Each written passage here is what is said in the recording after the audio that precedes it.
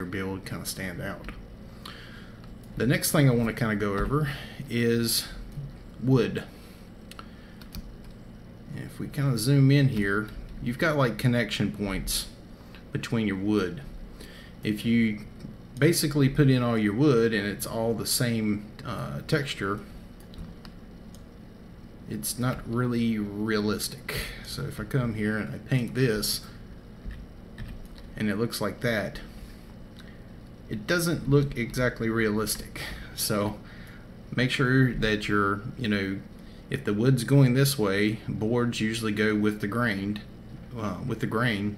and whatever they meet into, then you want to switch out your different grain patterns. Another thing you can do is those connection points, you can fill it in with like a metal, such as iron, and that will kind of break that up a little bit so it looks a little bit more realistic. The next thing I'm going to go over is basically doing this type of a build-up between two different textures. And on this side you can actually see what I did, the final outcome product. And this is actually very simple. You don't have to use these type of materials, you can swap them out for something else. But you basically build it up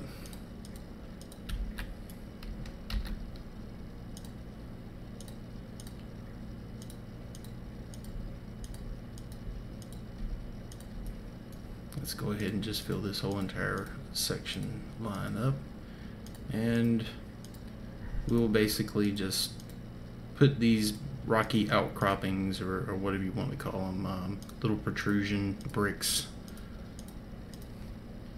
and you can kind of play around with the pattern to make it fit to what you're trying to do.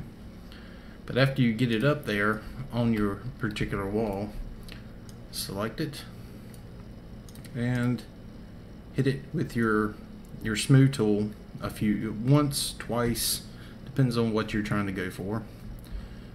For this, I'm going to hit it twice on this side, and I think I hit it just once on this side. But you can actually get a pretty nice little effect where it actually gives it a little bit of depth. You can notice up here it kind of smoothed out the edges, but take your select tool over top of that and just replace it back to normal. The next thing we'll kind of go over is making walls that are like this, just like this over here, stand out just a little bit more. And what we'll do is, let's take that particular texture and take your actual voxel cursor here, and you can actually see the ones that line up, corner to corner with a given voxel. If you go over to quite a bit, a lot of times you'll find one that's really close, which is like this one. We'll pop one there, and let's see if we can find another one.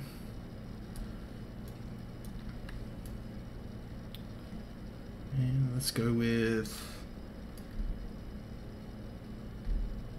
this one here.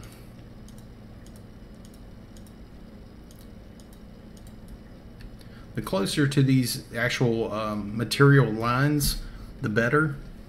But we'll take our selection tool over top like this, select that whole entire area that we just added, and we'll hit it, once or twice.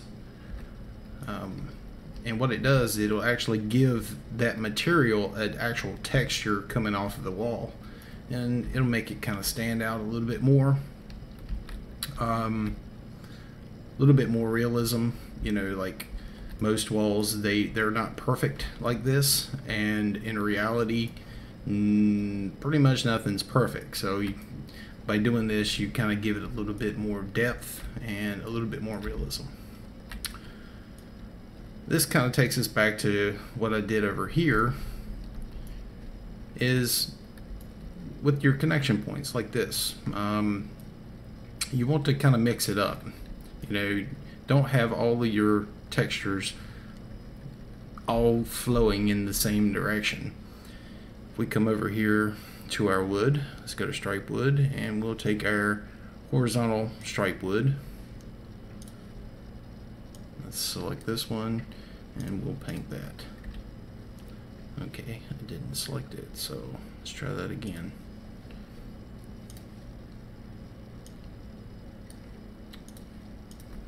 We'll paint that.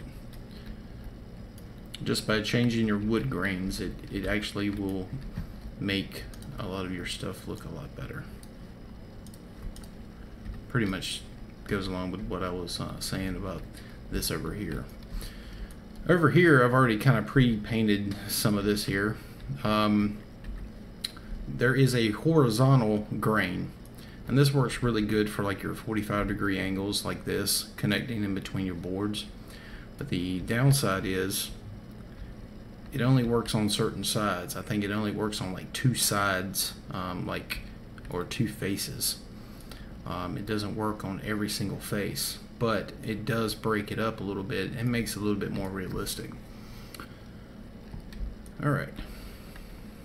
And that's pretty much my little tips and tricks there to try to make things look a little bit more realistic.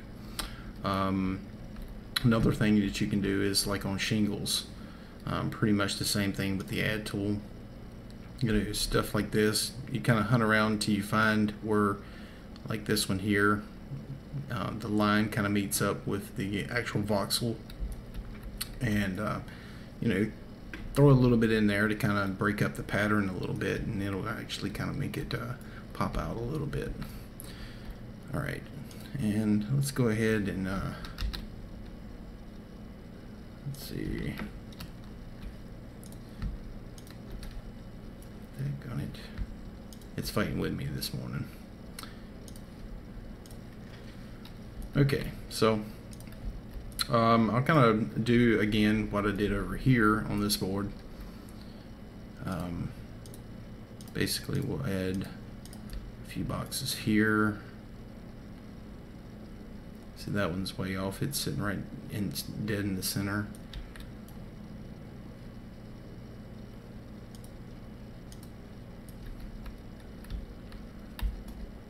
And just kind of go pretty much all over your wall until you find, you know, a few blocks. Try not to put them too close together.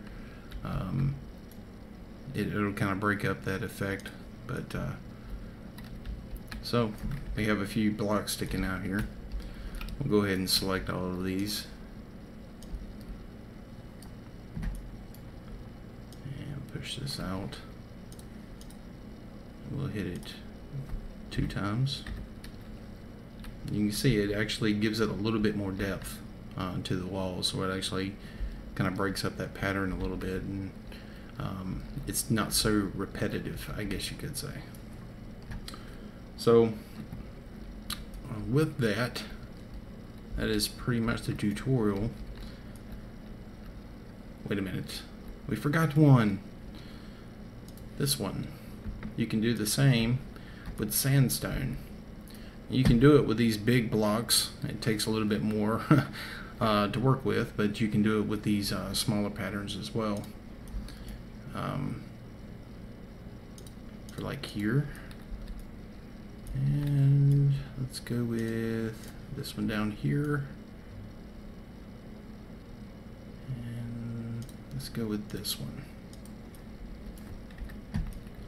The idea is to try to keep your voxels inside of the actual pattern in the material.